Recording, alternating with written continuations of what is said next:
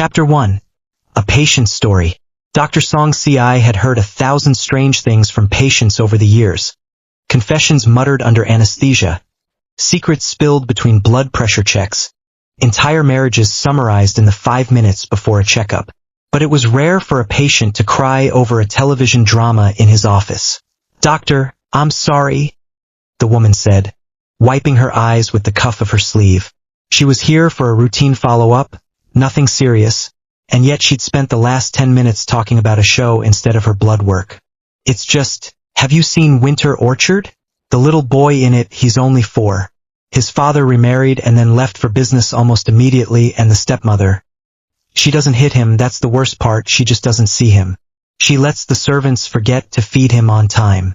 She lets his cousins take his toys and call him a burden in front of her, and she says nothing. The kids at his preschool bully him because his clothes are always a size too small. And nobody at home notices, or nobody cares to look." Song Si had let her talk because sometimes people needed to unload something small to make room for the truth of something bigger. He didn't watch dramas. He had told her so, kindly, and she'd laughed at herself and apologized again and gone on her way. He hadn't expected to think about it again. But that night, driving home from a double shift, headlights blurred gold and white through a windshield gone soft with rain, he found himself turning the story over. A 4-year-old, invisible in his own house. A father who didn't want to know what he could not be bothered to see. He thought, distantly, exhaustedly, that it was a strange kind of cruelty. Not the sharp kind, but the slow kind, made of 100 small absences. He was still thinking about it when the truck ran the red light. There was no dramatic pain, no long tunnel of light, nothing so tidy as that. There was only a wrenching disorientation, a sense of being poured out of one body and into another the way water is poured from one glass to the next. And then there was warmth. Real, physical warmth, a duvet, a soft mattress, the smell of some unfamiliar perfume on the pillow beside his head. Song Si opened his eyes into a body that was not his own. He knew it instantly. The way you know you're dreaming even inside the dream. His hands, when he lifted them in front of his face, were slim and pale and manicured. A stranger's hands, a woman's hands. The bedroom around him was enormous and cold in its beauty, all pale marble and silk drapery. The kind of room that had been decorated by someone with money and no intention of actually living in it. A vanity mirror across the room showed him a face he didn't recognize. Elegant, composed, faintly haggard around the eyes in a way that no amount of skincare could quite hide. He sat very still for a long moment, doing what he always did when the facts of a situation refused to make sense. He catalogued. Body not mine. Location not mine. Memories, he reached cautiously, for the memories that should have belonged to this body. And they came to him in fragments, disjointed and slippery. The way a fever dream retains its logic only while you're inside it. A wedding. A cold, beautiful man standing beside her. More duty than desire in his eyes. A little boy, silent and stiff, being introduced to her as your new mother, while everyone in the room performed warmth they did not feel. And then nothing. Weeks and months sliding past like water over stone. This body's owner turning her face away from a child who needed her, again and again, until turning away became the only thing she knew how to do. Song Si's stomach turned to ice. Winter Orchard. He was in Winter Orchard. He was inside the body of the stepmother his patient had cried about, the woman whose negligence, dressed up as indifference, had let a 4-year-old boy be swallowed alive by the people meant to protect him. He should have been more frightened of the transmigration itself. Later, he would wonder why he wasn't. But in that moment, lying in a bed that wasn't his, wearing a face that wasn't his, all Song Si could think about was the boy. A real, breathing child somewhere in this house. Not a character on a screen his patient had cried over, but a small person who had been left alone in the dark for who knew how long. He was out of the bed before he'd finished the thought, bare feet hitting cold marble, and it was only the dizzying unfamiliarity of the mansion's layout that slowed him at all.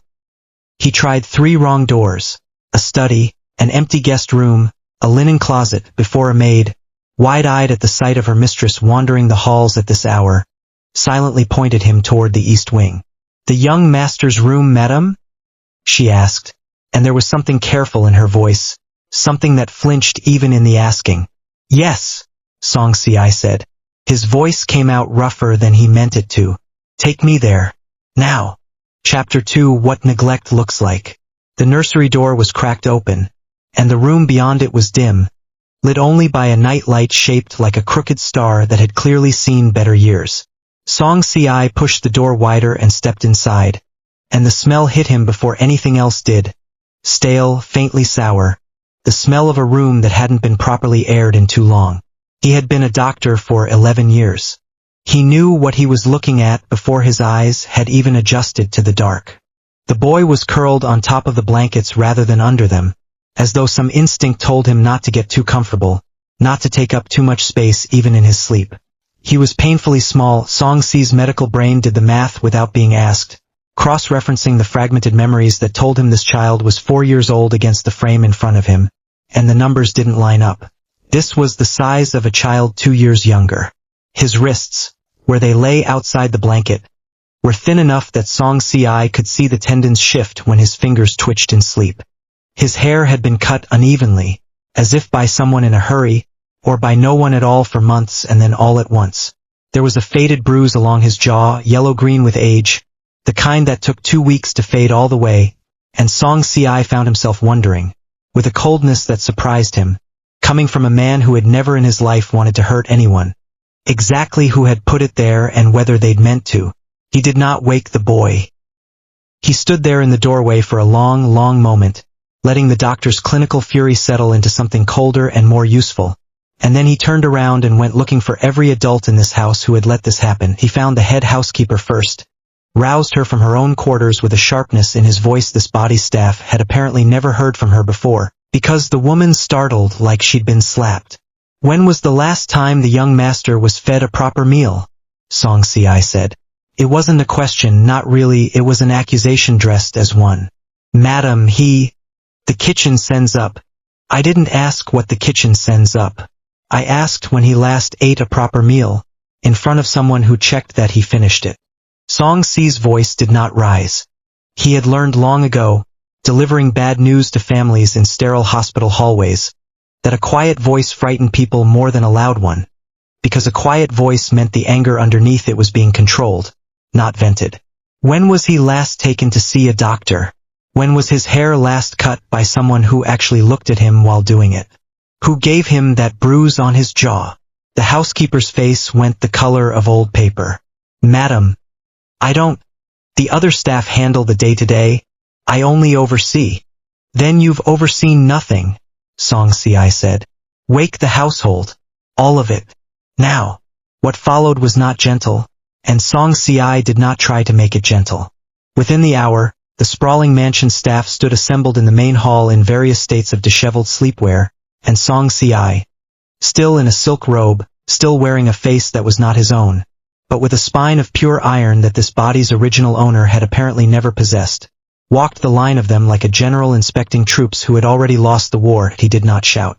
He asked questions plainly and precisely, the way he'd once asked questions of interns who had missed something critical on a chart. Who was responsible for the young master's meals? Who was responsible for his laundry, his bathing, his schooling in the mornings? Who had access to that nursery and who had walked past its door and heard nothing, or heard something and decided it wasn't their business? 3 names came up more than any others. A nanny who had been quietly siphoning the boy's meal allowance, a driver's assistant who had struck him once for crying too much and never been reported for it, and a distant aunt of the boy's late mother who had been allowed to stay in the house rent-free and had spent her residency teaching a 4-year-old, in 100 small comments, that he was a burden nobody truly wanted. Song Si fired all 3 before the sun came up. He did it himself, standing in the doorway of the room where they slept, coldly precise about severance and about the fact that if he ever heard either of their names again in connection with this house, he would make certain neither of them worked in this city again. He was not, by nature, a cruel man, but he had spent a career learning that some kinds of harm could only be stopped by someone willing to be frightening about it, and he found, standing there, that this body's original owner's cold beauty made an excellent weapon for a fury that was entirely his OW and by the time the household staff had scattered to their rooms, shaken and reorganized under a housekeeper who now understood, with total clarity, what would happen if she failed again. Dawn was starting to gray the windows. Song Si went back to the nursery and found the boy awake. He was sitting bolt upright against the headboard, knees drawn to his chest, eyes wide and dark and fixed on the door the way a rabbit fixes on the shadow of a hawk. He had heard something, the raised household, the commotion downstairs, and whatever conclusion he'd drawn from it, it had not been safety. Xiao Chen, Song Si said softly, using the name that had surfaced in his borrowed memory, and the boy flinched so hard at the sound of his own name that Song Si's chest ached. It's all right, nothing's wrong. I promise I'm not angry with you. Xiao Chun didn't answer. He didn't move, either, beyond the fine, continuous tremor that ran through his small shoulders. He was watching Song Si with the flat, unreadable wariness of a child who has learned, through repetition, that adults entering his room rarely meant anything good. He sat down on the floor instead, several feet from the bed, back against the wall, and made himself as small and unthreatening as a grown adult in an enormous silk robe could manage. I'm going to sit here for a while, he said. You don't have to talk to me. You don't have to do anything at all. I just want to make sure you're safe. Xiao Chun stared at him for a very long time. Then, slowly, carefully, as if testing whether the floor beneath the words might give way, he whispered, Are you going to send me away too? Something in Song Si's chest cracked clean through. No, he said, and he meant it with a certainty that surprised him, that came from somewhere far deeper than the borrowed memories of this body, somewhere that was entirely, unmistakably his own. No, I am never going to send you away. I promise you that. Xiao Chun didn't believe him. Song Si could see it in the boy's face, in the careful blankness he wore like armor. But he didn't run either, and he didn't cry, and when the first gray light of morning crept fully into the room, he was still sitting there, still watching, still, for the first time in longer than a 4-year-old should have had to endure, not alone. Chapter 3. A month of small mornings. It took 3 days for Xiao Chun to stop flinching every time Song Si raised a hand for anything. To smooth his own hair, to reach for a teacup, to gesture while talking. It took a week before he would sit at the same table for a meal without watching Song Si's face for the first sign that the food might be taken away. It took nearly 2 weeks before he let Song Si sit close enough to read him a story, and even then he sat rigid the entire time, spine straight, ready to bolt. Song Si did not push. He had learned, over a career of watching families in crisis, that trust rebuilt too quickly was rarely trust at all. It was often just a child performing the safety an adult wanted to see, because performing it was safer than admitting he still felt none. So Song Si did the only thing that had ever actually worked in medicine or in life. He showed up. Every day. The same way, at the same times, with the same steadiness, until steadiness itself became a kind of proof. He took over Xiao Chen's meals personally at first. Sitting across from him at a small table, he had moved into the nursery rather than making the boy eat in the too large, too cold dining hall alone. He learned, through trial and quiet observation, that Xiao Chun liked his rice a little softer than standard, that he flinched away from anything too spicy, that he ate faster than any child should when he thought no one was paying attention, as though some old instinct told him the food might vanish if he was too slow. Song Si never commented on it. He only kept refilling the bowl unhurried, until, slowly over days, the fast, frightened eating began to ease into something closer to a child's ordinary appetite. He took over the boy's hair, too, sitting behind him with a comb some mornings, working through the tangles with more patience than skill, learning by feel where Xiao Chen's scalp was tender and where it wasn't. The first time he did this, Xiao Chun sat so still and so silent that Song Si thought he might be holding his breath entirely. By the second week, the boy had started, almost without seeming to notice it himself, leaning back very slightly into the touch. He brought in an actual pediatrician, not the family physician this household had apparently used for show, who had somehow never noticed a chronically malnourished child in his own patient roster, but someone Song Si vetted himself, a former colleague he trusted, and stood in the room for the entire examination, holding Xiao Chen's hand and narrating everything that was about to happen before it happened, because he understood, in a way perhaps no one else in this house did, that unpredictability was the thing this child feared most. Now she's going to check your heartbeat. It won't hurt. Now she's going to look in your ears. That tickles more than it hurts, I promise. The doctor's assessment, delivered quietly afterward, confirmed everything Song Si had already diagnosed with his eyes alone. Malnutrition, delayed growth, an old fracture in the wrist that had healed without ever being properly set, the kind of hypervigilance in a 4-year-old that no child should carry. Song Si had listened to the full report with his jaw locked so tight it ached, and had gone back into the nursery afterward with nothing on his face but calm, because Xiao Chun did not need to see his fury. He needed only and always to see safety. Somewhere in the second week, Xiao Chun started reaching for Song Si's sleeve when they walked down the hallway together. Not his hand, not yet, just the fabric, a small fistful of silk held like a lifeline. Song Si never mentioned it. He simply let his pace slow to match the boy's, every single time, until the sleeve holding became routine enough that neither of them thought to remark on it at all. By the third week, Xiao Chun had started talking. Not much. A few words here, a sentence there, mostly about small, safe things. A bird he'd seen outside the window, a picture he'd drawn, a question about why the sky was a different blue in the morning than at night. Song Si answered every single question with total seriousness, no matter how small, because he understood that a child who has been ignored learns quickly that his voice doesn't matter, and the only cure for that lesson is proof, delivered patiently, again and again, that it does. By the end of the month, something had changed that Song Si felt more than saw. Xiao Chun had started climbing into his lap during story time without being invited. He had started falling asleep some nights with his small hand fisted in the front of Song Si's shirt, as though anchoring himself against a tide only he could feel. He had twice now laughed, a real laugh, startled out of him and then covered instantly with his own hand as if he'd committed some kind of crime by making noise, and both times Song Si had felt something in his chest go warm and tight and entirely unfamiliar, the particular ache of watching a wound begin, tentatively, to close. What Song Si had not seen, not once in this entire month, was the boy's father. He knew the man's name from the fragmented memories this body carried. Zhang Boyan, cold and brilliant and endlessly occupied. A man who had built an empire out of decisiveness and had apparently decided, at some point after his wife's death, that the child left behind from that marriage was a problem to be managed at a comfortable distance rather than a son to be raised. There were photographs of him around the house, stiff and formal, the kind of images meant for magazine profiles rather than family albums. There was no warmth in any of them. There was no warmth either in the handful of phone calls Song Si intercepted or overheard. Clipped, businesslike, never once asking to speak to his son.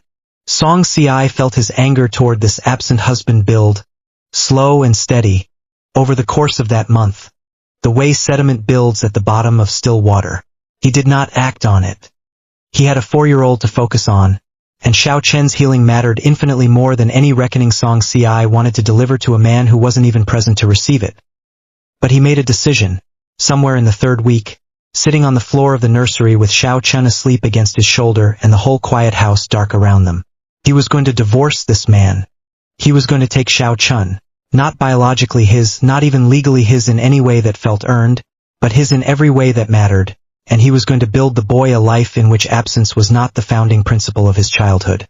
It was, Song Si thought, the only decision that made any sense. A father who could vanish for a month without a single question about his son's well-being did not deserve to keep either of them. He did not yet know how wrong and how right that plan would turn out to be. Chapter 4. The Man Who Came Home. Zhang Boyan came home on a Tuesday without warning, the way he did everything, abruptly, as though the household should simply adjust itself around his convenience. Song Si heard the commotion of his arrival from the nursery, the low murmur of staff reorganizing themselves, the particular hush that fell over a house when its most powerful occupant returned to it. He felt Xiao Chun go rigid beside him on the carpet, where they'd been building a tower of wooden blocks that was mostly an excuse for Song Si to watch the boy's small, careful hands work. Xiao Chen's eyes had gone wide and flat in that old, familiar way. The wariness Song Si had spent a month coaxing out of him flooding straight back in an instant. "Papa's home," Xiao Chen said very quietly, and there was no joy in it at all. Only a kind of bracing, the tone of a soldier reporting incoming weather. Song Si put a steadying hand on the boy's back. "You don't have to go down if you don't want to." He was right to say it. Xiao Chun shook his head immediately and pressed himself half behind Song Si's shoulder, and Song Si, feeling something ignite behind his ribs that had been banked and waiting for a month, got to his feet, kissed the top of Xiao Chen's head, told him to stay right there and finish the tower, and went downstairs to meet the man he had already decided to divorce. Zhang Boyan was younger than Song Si had pictured from the photographs, and colder in person than any photograph had managed to capture. He stood in the entryway in a suit that had clearly been slept in on a plane, expression unreadable, dark eyes flicking over Song Si with the faint, distracted assessment of a man checking one item off a very long list. "You're up," he said by way of greeting. "I heard there was some trouble with the staff." "Some trouble with the staff," Song Si repeated, and heard his own voice come out flat and dangerous in a way that made even Zhang Boyan pause. "Is that what you were told?" "I was told you dismissed 3 employees without consulting me." "I dismissed 3 employees who were starving, neglecting, and in one case hitting your son," Song Si said, and watched something flicker, finally, behind that composed face. Not enough, not nearly enough, but something. "Did no one mention that part?" Zhang Boyan's jaw tightened. "I would have been informed if there was a serious issue." "You were the serious issue?" Song Si said, and the words came out of him before he could soften them. A month of banked fury finally finding its target. "Do you know what your son looks like without his shirt on? Do you know he's the size of a child half his age because nobody in this house bothered to make sure he ate more than scraps? Do you know he flinched, actually flinched, like I might hit him the first time I raised my hand near my own face? Do you know any of that, Zhang Boyan? Or were you too busy being informed from 30,000 feet in the air?" "I didn't know," Zhang Boyan said, and there was an edge in it now, something defensive rising to meet the accusation. "If I had known." "You didn't want to know," Song Si cut in, merciless. "There's a difference, and I think you know it. You could have called.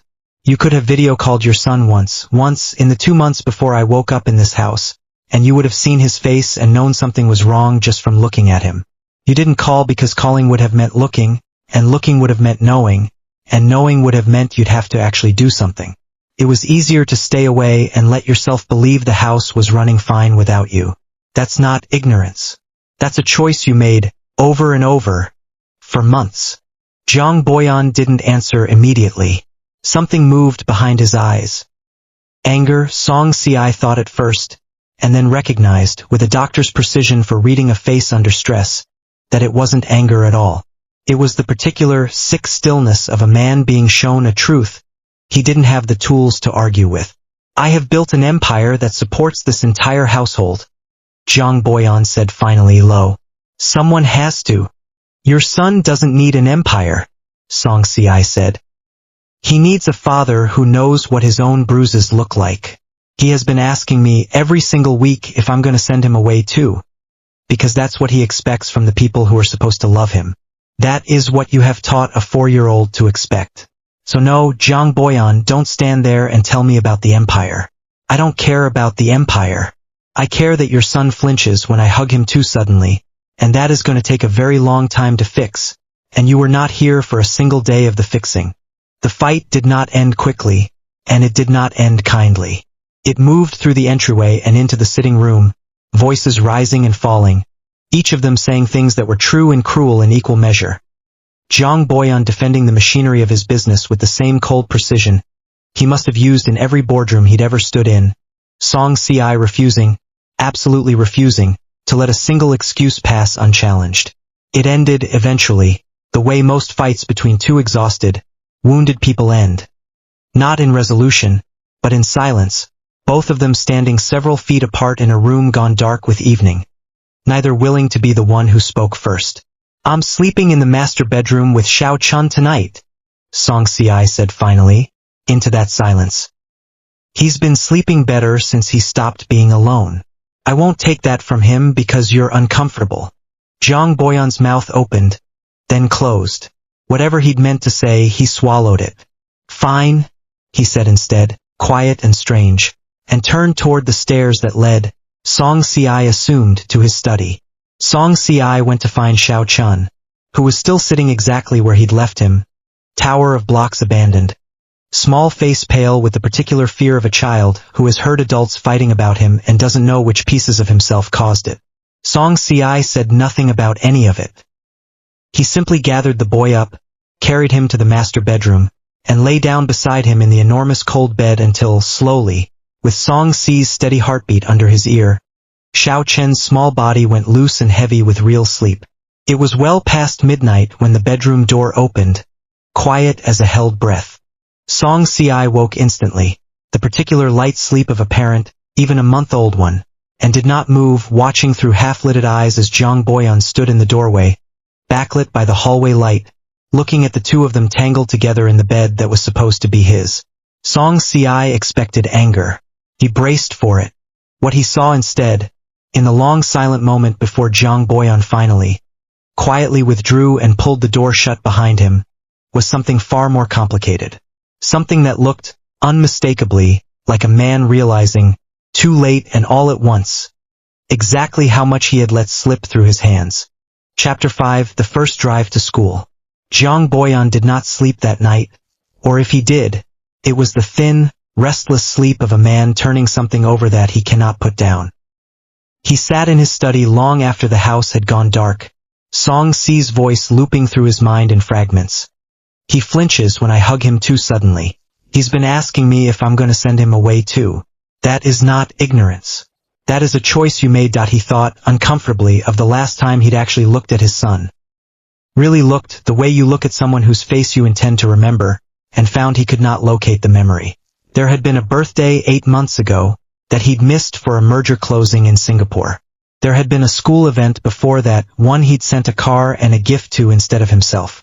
There had been, if he was honest with the parts of himself he generally kept locked away from scrutiny, a long, comfortable slide into the belief that his son was being cared for because the house was large and the staff were paid well, and surely, that meant someone else had it handled. He had not, in 8 months, asked to see his son's face on a video call. He had told himself it was because he was busy. Sitting alone in his study at 3 in the morning, he made himself admit, for the first time, that it was because looking would have required feeling something, and feeling something would have required him to change something, and change was inconvenient for a man who had built his entire life around control. By morning, he had made a decision. He came down to breakfast dressed for the office but earlier than usual, and found Song Si and Xiao Chun already at the small table in the nursery. The boy dressed for school in a uniform that fit him properly now. Song Si had had every piece of the boy's wardrobe replaced within the first week. Once he'd seen how much of it had been bought 2 sizes too small to save money that was never actually short. Xiao Chun went very still when his father appeared in the doorway.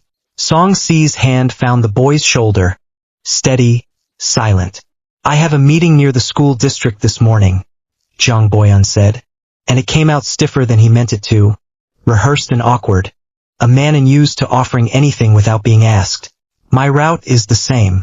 I could take him." Xiao Chen's small hand found a fistful of Song Si's sleeve under the table.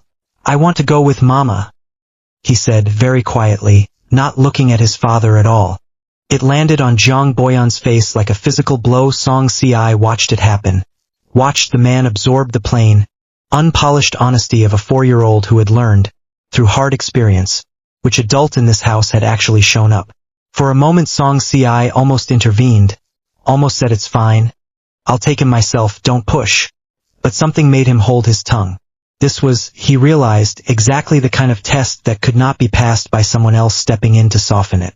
He crouched down instead, so he was level with Xiao Chen's face, and spoke softly, for the boy's ears only. "I'll be right here when you get home. Promise. But I think it would make me really happy if you let your papa take you today. Just today. You can tell me all about it after school, alright? I'll want to hear everything." Xiao Chen's eyes went glassy, uncertain, torn between the safety he'd built with such effort and the strange, frightening prospect of trusting someone new. But he had learned, this past month, that Song Si's promises held. So, with visible effort, with his small chin trembling only slightly, he nodded. The drive was, by Jiang Boyan's own private accounting afterward, the longest 20 minutes of his professional life, and he had once sat through a 14-hour boardroom negotiation without blinking. Xiao Chun sat in the back seat in silence, small hands folded in his lap, watching the city slide by the window rather than look at the man beside him. Jiang Boyan, who did not know how to talk to children, who had never learned because he had never tried, fumbled through several false starts before he finally asked, "Do you like your school?" "It's fine," Xiao Chun said, in the flat, careful voice of a child managing an adult's feelings rather than expressing his own. "Do you have friends there?" A long pause. "No." Jiang Boyan glanced in the rearview mirror and saw his son's face, small and closed and far older than 4 years should ever look, and felt something in his chest crack open in a way that had nothing to do with the merger he was due to close by Friday. "Why not?" he asked, quieter now. Xiao Chun didn't answer.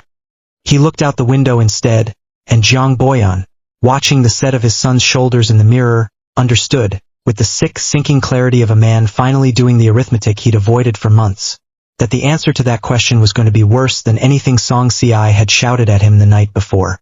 He said nothing more for the rest of the drive.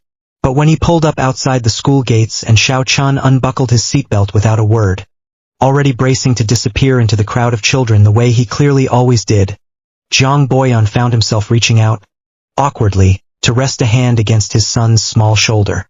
"I'll pick you up myself this afternoon," he said. It wasn't in the plan. He hadn't decided it until the words were already out. "Or your mother will. One of us. I promise." Xiao Chun looked at him. Really looked, for the first time all morning, with an expression Jiang Boyan could not read and would think about for the rest of the day. Then he nodded, once, and slipped out of the car and into the crowd, and Jiang Boyan sat there at the curb for a full minute afterward, gripping the steering wheel, before he could make himself drive away. Chapter 6. What the School Gate Saw.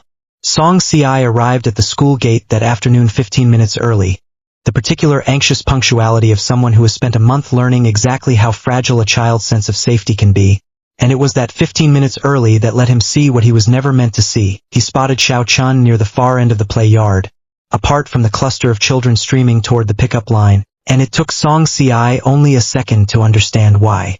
3 boys, taller and broader than Xiao Chun, had him backed against the fence. One had a fistful of Xiao Chen's schoolbag strap, yanking it hard enough that the boy stumbled. Another was saying something Song Si couldn't hear from this distance, but the shape of the words was unmistakable. The particular, practiced cruelty children learn from somewhere and then wield like a blade because no one has ever told them not to. Xiao Chun wasn't crying. He'd gone very still instead. The same stillness Song Si recognized from that first week. The stillness of a child who has learned that crying only makes things worse. Something in Song Si went white-hot and very, very quiet that he crossed the yard faster than dignity generally allowed, and the 3 boys scattered the moment they saw an adult bearing down on them with that particular expression. But Song Si didn't chase them. Not yet. He went straight to Xiao Chun first, crouched down, checked the boy's arms, his face, the strap-red mark already rising on his shoulder, and kept his voice level and warm even though his hands were not quite steady. "I've got you. You're safe. I saw. I'm not angry with you. Do you understand me? None of this is your fault." Xiao Chen's composure broke all at once, the way a dam breaks. Not gradually but entirely, and he sobbed into Song Si's shoulder while Song Si held him and did the harder, colder work of memorizing 3 small faces disappearing into the crowd. He did not let it go. Within the hour, Song Si had the names of all 3 boys from the homeroom teacher, extracted through a combination of quiet, unshakable persistence and the plain fact that Xiao Chun was not the first child those 3 had targeted, only the first whose guardian had actually asked, and had summoned their parents to the school under threat of a formal complaint to the district board. He called his lawyer from the car. He called Jiang Boyan, too, flatly, without apology, and said only, "Come to the school, now. Your son was hurt today, and I want you to hear exactly how the people responsible respond to it." The parents who arrived an hour later did not, on the whole, respond well. One mother rolled her eyes before Song Si had finished the first sentence, informing him with a thin, brittle patience that boys would be boys and that Xiao Chun, frankly, needed to learn to stand up for himself if he didn't want to be picked on. Another father suggested, not quite under his breath, that perhaps the boys' home situation, everyone had heard the rumors, hadn't they, about the neglect, was the real root of the problem, and that Song Si ought to look inward before pointing fingers outward. A third simply crossed her arms and said this was clearly overblown, that boys tussled all the time, that surely a bruised strap mark didn't warrant summoning 3 families out of their evenings. Song Si listened to all of it with a stillness that should have warned them. He had spent a career delivering hard truths to people who did not want to hear them, and he had learned long ago that the coldest kind of anger was the kind that did not raise its voice. "I'm going to say this once," he said, when the last parent had finished making excuses for their child. "Your son's cornered a 4-year-old against a fence and left a mark on his shoulder that I photographed for the record not 20 minutes ago. I don't care whose home situation you think justifies it. I don't care what rumors you've heard about mine. What I care about is that 3 separate families in the space of one conversation have shown me that not one of you has taught your child that hurting someone smaller is unacceptable, and that when confronted with the evidence, your first instinct was to defend the behavior rather than address it. That tells me everything I need to know about where it came from." It was at that exact moment that the door opened, and Jiang Boyan walked in. Song Si watched the temperature of the room change instantly. Whatever these parents had been prepared to argue with a stepmother whose reputation, fair or not, preceded her, none of them were prepared to argue with Jiang Boyan, a man whose name, attached to more than half the buildings in this district's financial quarter, made even the most defensive of them go visibly, physically smaller. The eye-rolling mother's face drained of color. The father who'd mentioned rumors suddenly found something fascinating to study on the floor. "I was told my son was hurt today," Jiang Boyan said, voice flat and terribly calm. The voice, Song Si imagined, that he used to end companies in boardrooms. "I'd like to hear the rest of what my wife has to say. And then I believe our lawyer has some questions for each of you." The lawsuits, plural, one against each family, filed not for money but for the formal acknowledgement and consequence that the school's own disciplinary process had apparently never been willing to provide, were filed within the week. Song Si did not do it out of vengeance, not exactly. He did it because he understood, with the particular clarity of someone who had spent a month rebuilding a child's shattered trust one small morning at a time, that the world did not get gentler on its own. Sometimes it had to be made to. That evening, driving home in the back seat with Xiao Chun asleep between them, exhausted from a day too large for a 4-year-old to carry alone, Jiang Boyan looked over the small sleeping head at Song Si and said, quietly, "Thank you." "Don't thank me," Song Si said, watching the streetlights slide gold across his son's, their son's, sleeping face. "Just don't disappear again." Chapter 7. The space between two people. The apology, when it came, was not eloquent. Jiang Boyan was not a man built for eloquence in matters of the heart.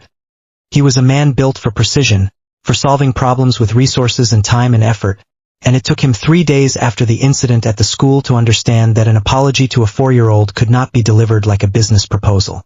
He got it right, eventually, in the small, quiet way that mattered most. He came home early, genuinely early, not the performance of early he'd offered before, and sat down on the nursery floor across from Xiao Chun, at the boy's eye level, the way he'd watched Song Si do 100 times without ever quite understanding why it mattered until he tried it himself. "I wasn't here," he said plainly, no excuses folded into it this time. "For a long time I wasn't here, and you needed me to be, and I'm sorry. I'm gonna try to be here now. I might not always know how. I might get it wrong. But I'm not going to stop trying, and I'm not going anywhere." Xiao Chun studied him for a long moment with the same wary calculation Song Si remembered from that first week, and then, slowly, tentatively, held out one of the wooden blocks from the half-built tower on the floor between them. It was not forgiveness, not yet, not fully. But it was an invitation, and Jiang Boyan, a man who had negotiated 8-figure acquisitions without a flicker of nerves, took the small block from his son's hand like it was the most important transaction of his life. The months that followed did not erase what had come before. Song Si never let himself pretend they did. Healing, he knew from a career of watching it happen slowly in other people's bodies, was not a door that closed behind you but a landscape you kept walking through, sometimes further from the wound, sometimes closer, but always moving. There were nights Xiao Chun still woke from dreams he wouldn't describe, reaching automatically for the reassurance of Song Si's steady heartbeat, before he'd even fully opened his eyes. There were mornings Jiang Boyan still had to force himself, against every old instinct toward distance, to sit down at that small nursery table instead of retreating to his study with his coffee and his silence. But there were other things, too small, accumulating, quietly miraculous things.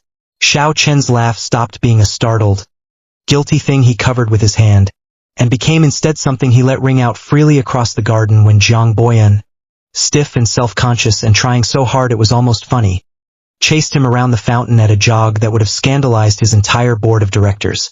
Song Ci watched from the shaded bench where he'd been reading, and felt something in his chest that had nothing to do with the doctor he used to be and everything to do with the person he had somehow, unexpectedly, become inside this borrowed life. It was around the 5th month that Zhang Boyan began, in his careful, deliberate way, to court his own husband. It started small, a coffee brought to Song Ci's study without being asked, made exactly the way he preferred it, because Zhang Boyan had apparently been paying quiet attention this whole time. Then it was small gifts, chosen with more thought than his wealth generally required him to spend on anything. A rare medical text Song Ci had mentioned once, months ago, in passing. A soft blanket for the reading chair where he liked to sit with Xiao Chun in the evenings. Then it was time, real, protected time, meetings moved and calls declined, evenings kept sacred for the three of them, and eventually quietly, for just the two of them once Xiao Chun was asleep, sitting together on the terrace while the garden went dark and blue around them, talking about nothing in particular in the unhurried way of two people who had decided, somewhere along the way, that they wanted more of each other than duty required. Xiao Chun predictably noticed. He noticed the coffee. He noticed the way his father's hand found the small of Song Ci's back when they stood together in the kitchen. An easy, habitual touch that had crept into existence somewhere along the months without either of them quite announcing it. And he did not, as it turned out, entirely approve.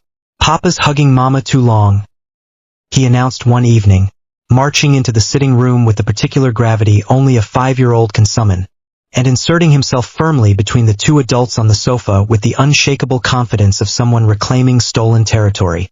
"It's my turn. Is it now?" Zhang Boyan said, fighting and losing a smile, and reached over his son's head to tuck a strand of hair behind Song Ci's ear anyway, which earned him an outraged gasp and a small, indignant shove. It became, over the following weeks, something of a running rivalry, gentle, absurd, entirely good-natured beneath its dramatics. Xiao Chun developed an uncanny instinct for materializing the instant his father's arm slid around Song Ci's waist, wedging himself into the gap with the solemn seriousness of a border dispute. He took to declaring, at increasingly inconvenient moments, that Song Ci had promised to read him a story tonight. "Actually, sorry Papa, business trip rules, no interruptions." Once, memorably, he informed his father over dinner that he had decided Mama liked him best, and had the evidence to prove it, and would be filing a formal report.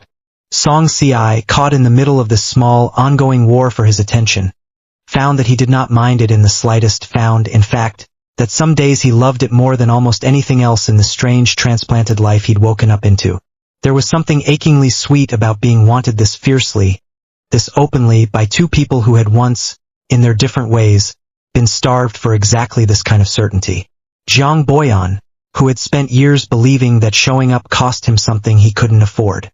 Xiao Chun, who had once asked, in a whisper, whether he was going to be sent away too. Neither of them asked that question anymore. They asked, instead, whose turn it was to sit beside Song Ci at breakfast, and who got to choose the bedtime story, and whether Papa's business trip next month could please be shorter, because Xiao Chun had already decided he and Mama were going to make a blanket fort in his absence, and it would not be nearly as fun without someone to be jealous of it. Song Ci, some evenings, standing in the doorway of the nursery and watching Zhang Boyan attempt, badly, earnestly, with a 5-year-old's exacting supervision, to braid a stuffed rabbit's ears the way Song Ci did every night, thought about the doctor's office where all of this had begun. He thought about his patient, crying over a fictional stepmother's cruelty, describing a story about a boy nobody had bothered to see. He thought, someone saw him now. Two someones actually, clumsy and competitive and endlessly, fiercely devoted, tangled together in a life none of them had planned but all of them, in their own slow and stumbling way, had chosen. It was not the story his patient had cried over. It was, Song Ci thought, watching Xiao Chun triumphantly claim the seat beside him at the dinner table while Zhang Boyan pretended, with theatrical offense, to sulk at the other end. it was a much better one. And it went on, quietly, happily, one ordinary day folded into the next. A rivalry that was really just three people learning, each in their own time, how to love and be loved without flinching. A house that had once been full of silence, now full of small, competing voices calling the same name, Mama, across the garden at dusk. Song CI answered every single time. The end.